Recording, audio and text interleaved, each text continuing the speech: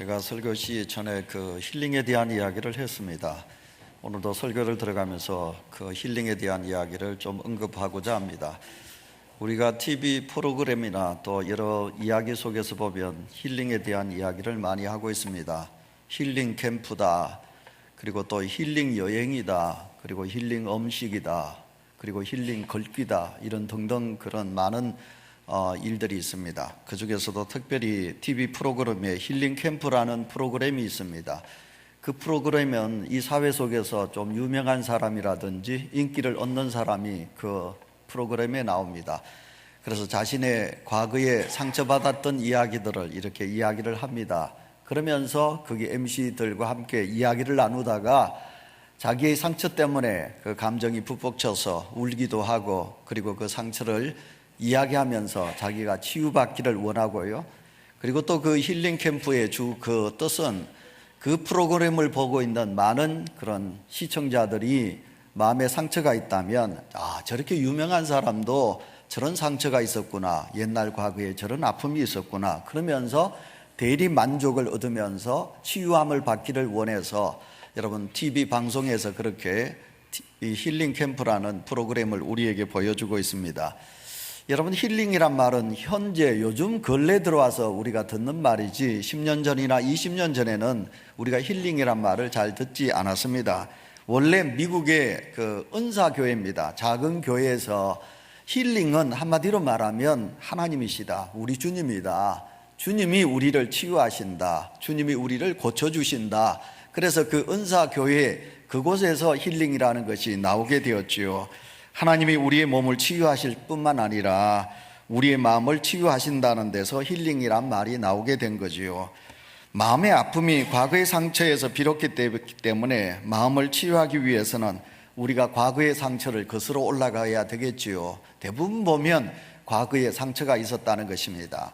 여러분, 초등학교 다닐 때 엄마 아빠가 많이 그 자녀들이 있는 곳에서 다투었습니다. 싸웠습니다. 그러다 보니 그 어린 아이들의 마음속에 엄마 아빠가 다투면서 인한 무의식 속에 어둠의 상처가 마음속에 있는 것입니다. 과학자들이 그렇게 말하거든요. 여러분, 사람이 거슬러 올라가면, 과거를 거슬러 올라가면 어디까지? 모태까지, 엄마 뱃속에서까지 아기들이 상처를 받는데요. 이제 아기를 가진 산모가 있습니다. 산모가 상처를 받으면, 산모가 큰 사건 속에서 충격을 받게 되면, 그리하면 그 몸속에 있는 아기가 상처를 받는데요. 그래서 우리 과거 상처를 거슬러 많이 올라가면 어디까지 가느냐? 엄마 뱃속에까지 우리는 가야 된다는 거예요. 그렇다면 이 세상에 사람들 치고 과거에 상처가 없는 사람이 어디 있겠습니까? 우리 모두는 다 마음의 상처를 가지고 살아가고 있는 것입니다. 여러분, 상처의 근원이 어딜까요? 상처의 근원은 가장 가까이에 있는 내 사랑하는 가족에게서 우리는 상처를 제일 많이 받습니다. 이 자리에 계신 우리 성도님들 중에도 사랑하는 분들에게 상처를 받을 때 그것 때문에 가슴 아파하는 분들이 이 자리에 많이 계실 것입니다. 대부분 남편, 아니면 아내, 아니면 부모님, 아니면 자녀들로 통해서 우리는 상처를 받기도 하지요. 가까운 친구에게서 우리는 상처를 받기도 합니다. 내가 믿었던 사람에게서 우리는 상처를 받기도 합니다.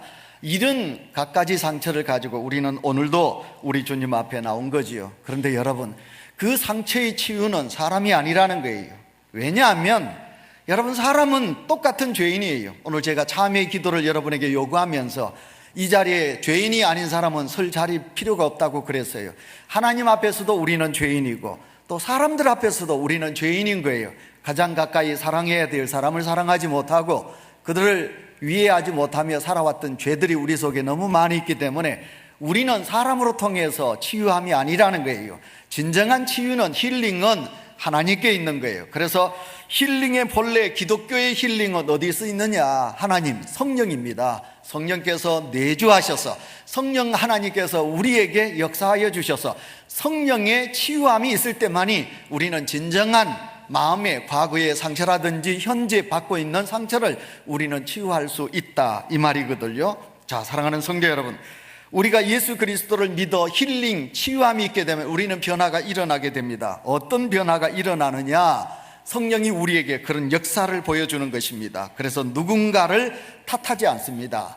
나를 탓하게 됩니다. 예수 잘 믿는 사람은 자기를 탓하지, 내게 문제가 있다 그러잖아요. 그러나 여러분, 대부분 힐링을 보십시오. 이야기하는 사람들을 보십시오. 여러분, 자기는 아닙니다. 아내가 그랬습니다. 남편이 그랬습니다. 친구가 그랬습니다. 회사 상관이 그랬습니다. 이웃집에 누가 그랬습니다. 그러면서 자식이 그랬습니다. 그러면서 자꾸 우리는 내 과거의 상처는 남에게서 얻은 것이다. 특별히 여러분, 자녀들이 부모님을 너무 원망하면요, 그건 잘못된 자녀입니다. 근데 여러분, 옛말에도 자기 잘 되면 자기 탓이고 자기가 잘못하면 조상 탓이라. 그래서 내가 이렇게 상처가 있는 것은 내 부모 때문에, 내가 이렇게 가난의 상처를 가지고 있는데 내 부모가 내게 유산을 많이 물려주지 않아서, 나를 공부를 많이 시켜주지 않아서, 그래서 내가 입모양 이꼴로 산다.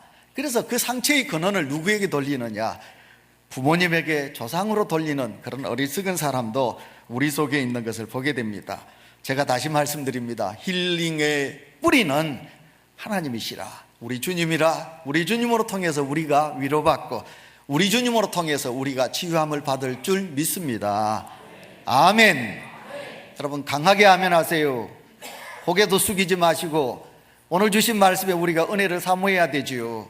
그러기 위해서는 우리가 주님을 의지해야 되지요. 그래서 아멘 소리 크게 하시기 바랍니다. 사랑하는 성도 여러분, 예수님 앞에 많은 무리들이 옵니다. 여러분, 그 많은 무리들이 대부분 누굽니까? 병자들입니다. 육체의 질고를 가진 사람, 귀신에게 눌림을 당하는 사람, 많은 사람들이 주님에게 옵니다. 왜냐하면 주님이 치유하실 분이기 때문에, 주님이 나를 고쳐주실 분이기 때문에. 그래서 오늘 새벽에 여러분 보시면 그 시리아 땅, 가나안 땅 먼 곳에 살고 있던 어머니가 자기 딸이 귀신 들렸어요. 미쳤단 말이에요. 그 딸을 고침받게 하기 위해서 소문을 듣고 참 오랫동안 걸었을 거예요. 제가 오늘 새벽에 설교하면서 생각해 보니까 그 엄마가 얼마나 많이 걸어서, 여러분, 수천 킬로인데 그 먼 거리를 걸어서 자기 딸을 살리고자 하는 애틋한 마음을 가진 엄마가 예수님에게 왔어요. 그래서 예수님에게 고침을 받지요. 예수님은 병자들을 보셨어요.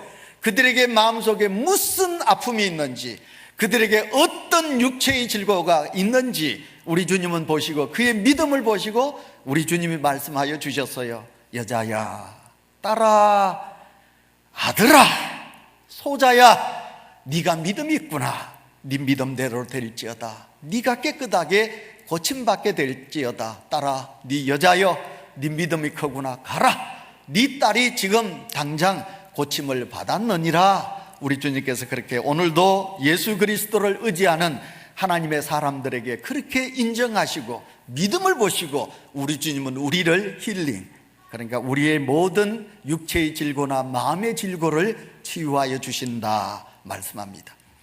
그런데 우리는 사람과 더불어 살다 보니 하나님은 멀리하고 사람을 찾아갑니다. 그리고 그 사람에게 위로받기를 원하고 사람으로 통하여 내가 뭔가 도움을 받기를 원하고 살아가고 있습니다. 그런데 쇼펜하우어가 이런 말을 했습니다. 당신의 문제를 내게 말하지 말라. 내 문제도 내가 해결할 수 없느니라. 다시 말합니다. 쇼펜하우어, 그가 말합니다. 당신의 문제를 내게 말하지 말라. 내가 가지고 있는 문제도 내가 다 해결할 수 없다. 쇼펜하우어가 그렇게 말했습니다.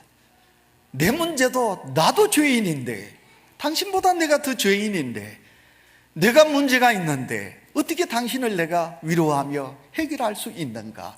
그러나 지금도 우리는 하나님 의지하기보다는, 하나님을 찾기보다는 오늘도 이 사람을 찾고 저 사람을 찾아 사람으로 통하여 위로받고 치유받기를 원하는 것을 보게 됩니다. 그래서 저는 힐링이 세속화되었다. 자, 여러분, 우리의 믿음이 세속화되는 것이 얼마나 무서운지 압니까?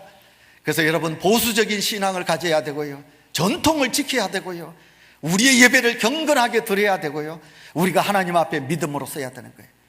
여러분, 연휴입니다. 많은 성도님들이 또 출타를 했습니다.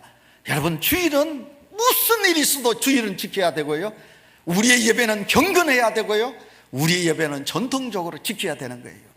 자, 그러면 오늘 이 시대를 향하여 시대가 이러니까 교회가 따라가자, 여러분, 그러면 내 믿음도 죽고 하나님의 역사가 이 땅 위에 일어나지 않는 거지요. 그래서 신앙의 세속화만큼 무서운 것은 없습니다. 자, 여러분, 이 시간 하나님 앞에 예배를 드리는데 여러분 믿음의 세속화가 있는가 보시기를 바랍니다. 그래서 세속화, 힐링의 세속화입니다. 왜 힐링의 세속화라고 그랬느냐 하면, 힐링은 우리 주님께 있는데 성도들이 주님은 의지하지 아니하고 세상을 의지하고 병원을 의지하고 유명한 사람을 의지하고 사람을 의지하고 그곳에서 내 마음의 치유를 받으려고 하니, 이게 세속화가 아니고 뭐겠습니까? 자, 친구를 만납니다. 친구를 만났어요. 근데 그 친구하고 친구가 되기 위해서는 어떻게 해야 되냐? 그 사람 속에 있는 걸 다 끄집어내야 돼. 술을 먹어요. 술 한 잔 채면 알코올 속에 뭐가 있다? 진실이 있다. 그러니까 이제 술이 꽉 들어가면 이제 욕도 나오고 또 네가 임마 그러면서 이제 자기 속에 있는 게 다 나와요. 그러면 이제 중국말로 관시, 친구를 폭녀라고 그럽니다. 드디어 폭녀, 친구가 맺어지는 거예요. 손잡습니다. 그래, 이제부터 네하고 나하고는 친구다. 왜냐? 네 속에 있는 것을 다 끄집어내고 다 이야기했고 나도 다 이야기했으니까 그래, 친구다. 친구가 이루어지는 거예요. 근데 만약 나는 그 사람을 향해서 내 속의 것을 다 끄집어냈는데 그 사람은 이야기하잖아요. 그러면 생각할, 저 사람하고 나는 친구가 될 수 없구나. 감춘 건데, 감추고 있으니까 내가 저 사람과 친구가 될 수 있겠느냐? 친구가 될 수 없다. 그러는 거예요. 그래서 어쩌든지 우리는 내 것을 다 드러내고 남의 이야기를 다 듣고, 그러다 보니까 우리는 시시콜콜 다 이야기하면서 살아야 돼요. 다 끄집어내놓고 살아야 돼요. 상담하게도 보면, 여러분 지난 우리 노인대학에 보면 강사도 그랬어요. 50분 동안 막 하면요 8시간 여러분 운동한 것보다 이 말한 것이 더 우리에게 건강이 온대. 그러다 보니까 카페 한 번 보세요. 우리 교회 풀일이라 카페를 비롯해 가지고 우리 주변에 카페가 왜 그렇게 도 많습니까? 그런데 그 많은 카페 속에 가보세요. 다 손님이 있는 거예요. 그래가지고 커피 한 잔 시켜놓고 가지고 신랑 욕하고 시어머니 욕하고 하루 종일 그렇게 자기 속에 있는 것을 끄집어내는 거예요. 그래야만이 내가 힐링을 얻는다. 이게 뭐냐? 힐링에 세속합니다. 그 시간에 설교가 제가 먼저 합니다만, 그 시간에 하나님의 집을 찾아 아무도 없는 이 거룩한 공간에 가만, 주여 제가 아버지 앞에 왔습니다. 아버지 앞에 왔습니다. 내 마음이 섭섭합니다. 내 마음이 어둡습니다. 내 마음이 슬픕니다. 하나님, 아버지, 제가 아버지 앞에 왔습니다. 이 넓은 예배당 안에서 여러분 이 십자가를 바라보시면서 여러분들이 하나님을 찾아 하나님 아버지 하고 엎드릴 수만 있다면, 그래서 제가 일부 예배 때 그 공산주의 이야기를 했어요. 자비판이라는 것이 있죠. 죄 지은 사람도 나오면 어떡합니까? 너 죄를 너 자신이 고백하라고 다 고백해요. 그래야 하면 사람들이 죽여라, 아니면 거기 있는 사람들이 탄광에 보내라, 아니면 어떻게 수용소에 보내라, 그러면서 자비판을 하게 되는 거지요. 이게 요즘 우리 속에 은연중에 있는 겁니다. 인터넷, 여러분 인터넷에 내 아픔을 한번 고백한다든지 나의 문제를 딱 올리게 되면 너도 나도 할 것 없이 욕하는 놈도 있고, 아니면 어떻게 치유한다고 자기들의 나름대로 이야기를 합니다만은, 그러나 이런 곳에서 우리가 더 많은 상처를 받게 되지요. 빌리 그레함 목사님, 그러니까 지금부터 40년 전, 50년 전 제가 중고등학교 다닐 때 서울에서, 그때가 언제더라요? 73년인가 5년인가 빌리 그레함 목사님이 여의도에서 집회를 했어요. 그때 저희 어머님도 일주일 동안 이부자리 해가지고 우리 엄마 거기 갔어요. 일주일 동안 우리나라에 약 150만 명의 성도들이 여의도 광장에서 며칠 동안, 일주일 동안 그 빌리 그레함 목사님의 그 집회에 150만 명의 성도가 모였어요. 뜨거웠지요. 근데 그 빌리 그레함 목사님이 그때 당시 40년 전에 뭐라고 말했느냐 하면, 오늘의 젊은이들은 집에 들어가면 라디오를 켠다. 제가 이 말이 제게 와닿았습니다. 어른들은 집에 들어가면 리모컨으로 TV를 켠다. 요즘 같으면요. 우리 아이들은 어떨까요? 우리 아이들은 뭐대 앞에? PC 앞에 서는 거예요. 아니면 노트북, 아니면 이거 스마트폰. 그러면서 머리가 없대, 생각이. 지금 참 여러분 우리 기도해야 됩니다. 생각이 없어져요. 에디슨이 전기를 발명하면서부터 사람은 고독을 잃었다. 고독을 잃었다. 생각을 잃었다는 거예요. 요즘 우리는 생각이 짧아지고 있어요. 왜? 생각하지 않아도 PC, 스마트폰 들어가면 모든 게 다 나오니까 생각할 필요가 없다는 거예요. 글을 쓸 필요가 없어요. 그래서 여러분 우리는 이렇게 지금 살아가고 있습니다. 이제 우리가 좀 외로워졌으면 좋겠습니다. 입을 좀 다무시고 침묵하면 좋겠습니다. 이제는 우리가 하나님 앞에 미주알 고주알 고백하지 마시고 여러분 하나님의 소리를 듣는 시간 속에 가면 좋겠습니다. 우리 수요일 날 저녁에 우리 예수님께서 한적한 곳으로 기도하러 산 위에 올라가셨어요. 제자들 보고 배를 타고 가거라. 제자들은 순종하고 배를 타고 갔는데 순종하며 나아갔던 제자들이 풍랑을 만났어요. 근데 우리 주님은 높은 곳에서 그 제자들의 아픔을 아셨어요. 근데 우리 주님은요 밤 사경 몇시냐면 새벽 6시나 되어서 우리 주님은 제자들을 만나러 갔어요. 제자들의 모든 고통을 아셔요. 우리 하나님은 어떤 하나님이십니까? 사랑하는 성도 여러분이요, 우리 하나님은 어떤 하나님이십니까? 우리가 어떤 아픔을 가지고 있는고 어떤 생활을 하는지를 우리 하나님은 너무너무 잘 아시는 하나님이에요. 근데 그 하나님을 설득하려고 그래요. 그 하나님 앞에 미주알 고주알 이야기하면서 설득을 하려고 그래. 그리고 뼈다시피 주여 해달라고 강요를 해요. 그러고는 문 열고 나가요. 하나님이 뭐라고 니한테 막 이렇기 때문에 나는 니한테 지금 주면 안 돼 라고 하나님이 말씀을 하려고 그러면 자기 할 말만 다 하고 간다는 거예요. 우리가 사람들하고 대화도 해보세요. 그 사람은 자기 말만 다 하고 가버려요. 내가 무슨 말을 하려고 그래? 목사님 말하지 마세요. 가버려. 못해. 오늘도 우리가 너무 하나님 앞에 영성이 뭐냐? 여러분 우리 하나님을 그런 하나님으로 만들 때가 너무 많이 있는 것입니다. 오늘도 우리가 좀 침묵했으면 좋겠습니다. 좀 입을 다무셨으면 좋겠습니다. 내 감정, 내 욕망, 내 미움, 내 초조함, 내 염려 이런 시끄러운 소리를 내뱉지 마시고 좀 입을 다무시면 좋겠습니다. 칼 융이 말했습니다. 뭐라고 말했느냐 하면 현대인에게 마귀가 우리를 시끄럽게 한 것이 아니라 시끄러움이 마귀다 그렇게 말했어요. 시끄러움이 마귀다 그렇게 말했어요. 아이가 성미가 급하면 이 말을 더듬습니다. 그것은 감정이 말보다 먼저 나서기 때문에 그렇습니다. 우리가 예수 그리스도를 믿으면서도 우리가 감정을 추스리지 못해서 하나님의 영광과 하나님의 은혜를 가로막을 때가 너무너무 많이 있는 것입니다. 우리는 우리의 감정이든 분노든 초조함이든 욕망을 우리가 끄고 가라앉히고 그리고 우리가 침착하게 우리가 영적인 눈을 뜨고 아니면 영간의 귀를 기울여서 들을지어다 말씀하시는 하나님의 소리를 들어야 될 시대 속에 우리가 있는 것입니다. 힐링, 우리 진정한 치유는 다른 세상이 아니라는 겁니다. 진정한 치유는 누구에게? 하나님에게 있다. 그래서 우리가 하나님의 소리를 듣는 자로 나가야 된다는 거예요. 자, 오늘 본문 속으로 들어가 봅시다. 아무것도 염려하지 말고 하나님께 기도하라. 사도 바울은 그렇게 말씀하고 있습니다. 염려하지 말라. 염려는 고양이도 죽인다 그러거든요. 사람의 마음속에 염려가 있으면요 남의 말이 들어오지 않아요. 어느 누구도 없어요. 내가 내 염려 속에 빠지게 되면 우리는 절망할 수밖에 없는 거지요. 그런데 오늘 성경 말씀에 사도 바울은 우리에게 염려하지 말고 기도하라 이렇게 말씀하고 있는 것입니다. 그런데 그 기도가 뭘까? 저는 오늘 여러분들에게 침묵의 기도를 좀 요구하고 싶습니다. 내 입을 다물고 하나님께서 내게 무엇을 말씀하시는가 하나님의 소리를 듣는 믿음의 성도로 나갔으면 합니다.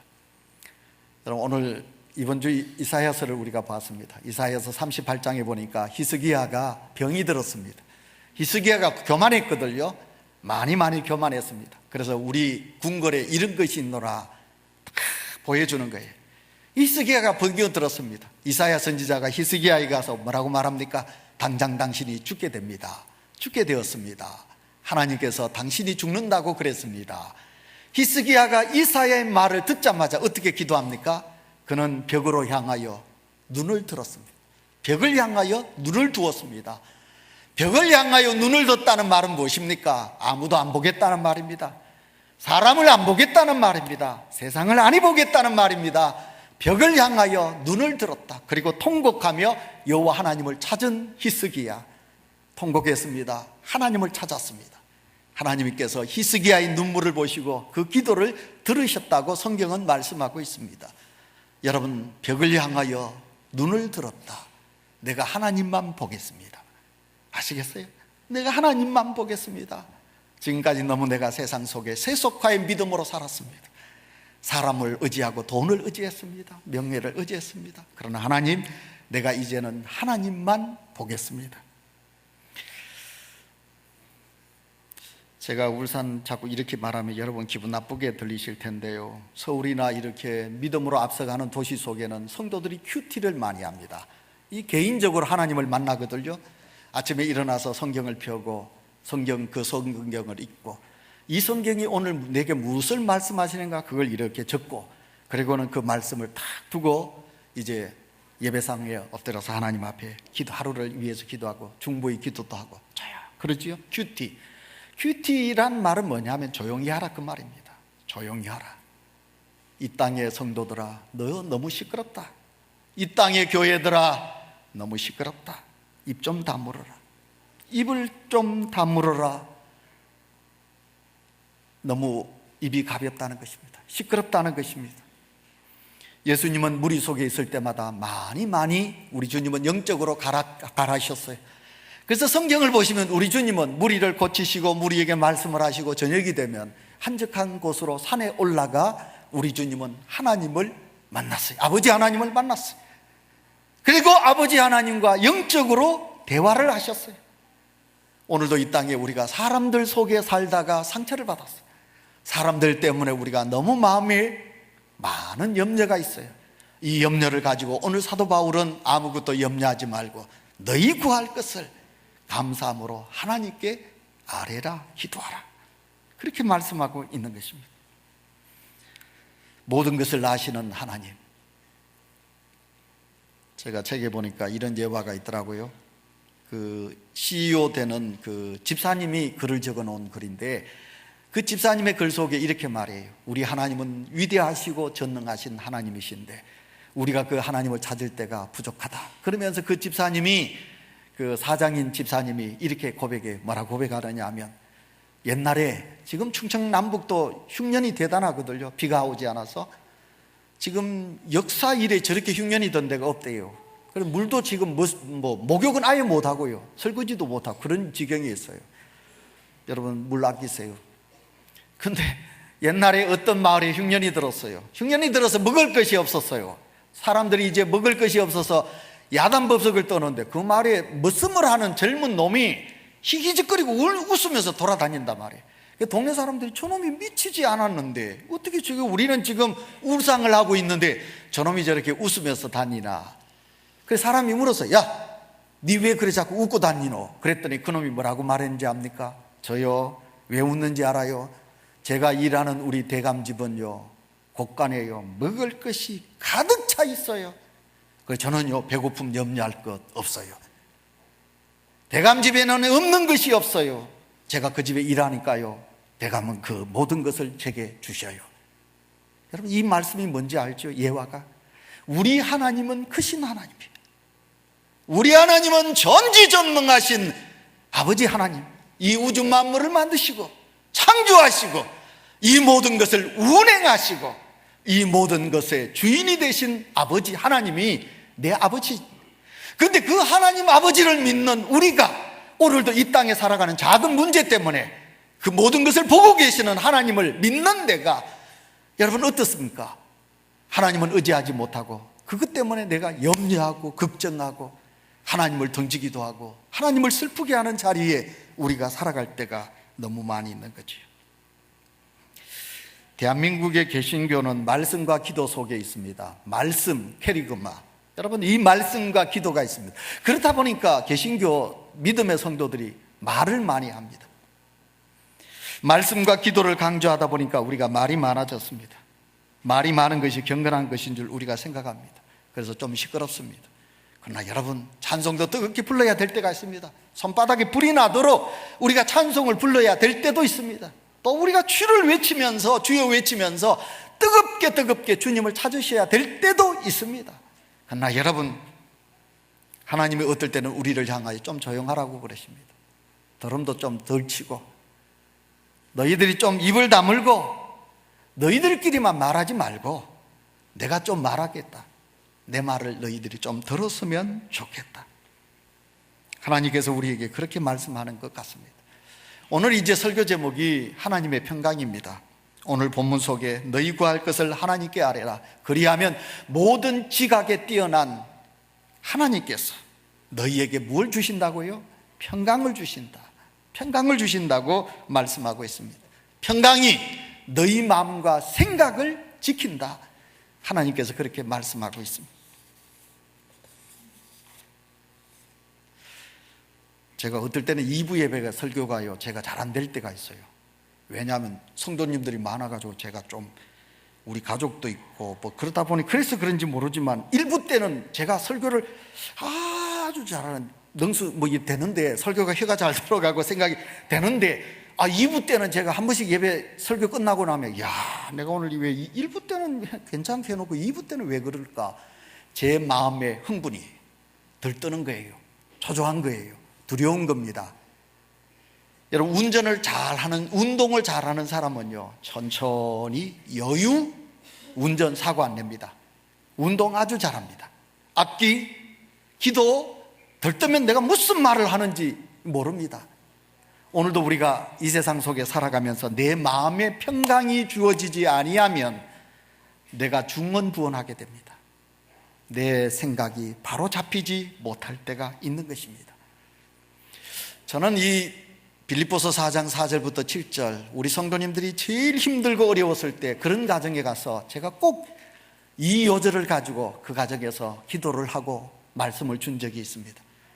제가 이 말씀은 군에 있을 때 입대하고 수영연대에서 19일 동안 장정 생활할 때 저녁마다 제가 입소대 교회에 올라가 가지고 하나님 앞에 눈물을 흘리면서, 남들은 이 일만 되면 훈련소 군복 입고 팔려가는데 하나님, 저는 왜 이렇게 저를 둡니까? 그때 제 마음은 얼마나 힘이 들었는지 모릅니다. 매일 교회 가서 제가 울었다니까요. 그때 제가 그때마다 기도할 때 몰랐는데, 나중에 제가 가만히 눈을 뜨고 입소대 교회 강대상을 보니까 이 강대상 두 줄에 뭐가 있느냐? 바로 빌립보서 4장 4절부터 7절까지. 아무것도 염려하지 말고 너희 구할 것을 감사함으로 하나님께 아뢰라. 그리하면 지각에 뛰어난 너희 하나님께서 너희 마음과 생각을 지키시라. 이 말씀이 딱이다. 네가 왜 염려하느냐? 아무것도 염려하지 말고 너희 구할 것을 감사함으로 아뢰라. 그리하면 지각에 뛰어난 여호와 하나님께서 너희 마음에 뭘 주느냐? 평강을 주신다. 다 같이 아멘 합시다. 아멘. 자, 여러분에게 이제 말씀을 드립니다. 여러분이 기도하시다가 마음에 걱정이 자꾸 되고 마음에 들뜸이 있고 마음에 평안이 없으면 그 기도는 응답이 없다, 이래 생각하면 됩니다. 그러나 반대로 여러분이 아무리 어렵고 힘든 일이 당하여도 하나님 앞에 기도하다가 갑자기 마음에 다 평안이 오면 하나님께서 그 기도를 들으신 줄 믿습니다. 빚쟁이에게 많이 당했습니다. 돈 내놔라고. 해결할 수가 없어가지고 도망가다시피 기도원에 갔어요. 기도원에 가서 하나님요 하다고 막 기도하는데 어느 날 갑자기 마음에 다 평강이 오는 거예요. 여러분, 그때는 응답받은 거예요. 그래서 그 집사가 내려오는 거예요. 내려오면 그러면 빚이 완전 해결되느냐? 아니에요. 빚쟁이가 와요. 그럼 마음에 이제 담대함, 주께서 주신 평강의 복이 있는 거예요. 역사가 있는 거예요. 그럼 어떡합니까? 아이고 흥에 띠긴겨. 아이고 죄송합니다. 어쨌든 제가 죄송합니다. 제가 이제 열심히 일하겠습니다. 전에는 도망가고 뭐 똥똥 그런 문도 안 열어주고 막 그러다가 이제는 마음에 요한복음 10장 10절에 대구 동신교회에 있는 권성수 목사님의 설교 말씀 그대로 마음에 하나님이 주신 풍성한 은혜가 내 마음속에 있는 거예요. 그러면 내가 열심히 일하겠습니다. 얼마만 기다려 보십시오. 내가 보란듯이 내가 갚아드리겠습니다. 자식을 향한 걱정이 있습니까? 하나님 앞에 기도하다가 어느 날 마음의 평안이 쫙 찾아오는 거예요. 그러면 하나님의 응답이 내게 있구나. 그리고 걱정을 몰아내고 염려를 몰아내고 이제 우리가 하나님 앞에 설 수 있게 되는 거죠. 말씀 들을 시간이 이제 없습니다만은 마음의 평안은 기도의 응답으로 우리가 믿으셔야 합니다. 마음의 평안이 이렇게 중요한데 그것을 얻는 길은 곧 6절에 있는 말씀 그대로 아무것도 염려하지 말고 너희 구할 것을 감사함으로 하나님께 기도하는 것. 여러분, 이것이 바로 우리에게 무엇을 얻는 것이라고요? 평강을 얻는 바로 방법이라고 성경은 우리에게 말씀하고 있습니다. 마음의 평안을 얻으려면 여러분 감사함으로 하나님께 아뢰라. 감사함으로 하나님께 아뢰라. 그리하면 하나님께서 우리에게 평강의 복을 주신다. 근데 여러분, 우리가 하나님 앞에 기도하면 어때야 됩니까? 응답을 주셔야 되고 답을 주셔야 되고 구원을 주셔야 되는데 오늘 성경에 보시면 평강이라고 말하고 있습니다. 여러분, 하나님은 우리에게 평강, 담대한 믿음을 주시는 거예요. 성령이 역사한다 이 말이거든요. 그리하면 우리는 누구보다도 이 땅을 이길 수 있는 풍성한 은혜 속에 우리는 살아갈 수 있다 이 말이거든요. 오늘도 우리 주님으로 통하여 힐링, 치유함을 받기를 원하고 이 자리에 나오신 사랑하는 온유교회 성도 여러분, 자, 여러분의 마음속에 하나님이 주신 참된 평강의 복이 넘쳐나시기를 축원합니다. 염려하지 마시고 내 아버지가 하나님이신데 그 하나님 아버지 앞에 감사함으로 하나님께 기도하셔서 그 하나님의 복을 받는 우리 성도가 되시기를 축원합니다. 기도합시다. 그러면 좋겠죠? 예화 하나만 하고 제가 설교를 뵙겠습니다. 제가 전에 한번 드린 예화인데요, 미국의 작은 마을에 조그마한 초등학교가 있었어요. 그 초등학교의 여교사 말타 베티라는 그 여교사가 처음으로 부인을 해서 딱 보니까 그 학교에 피아노가 없어요.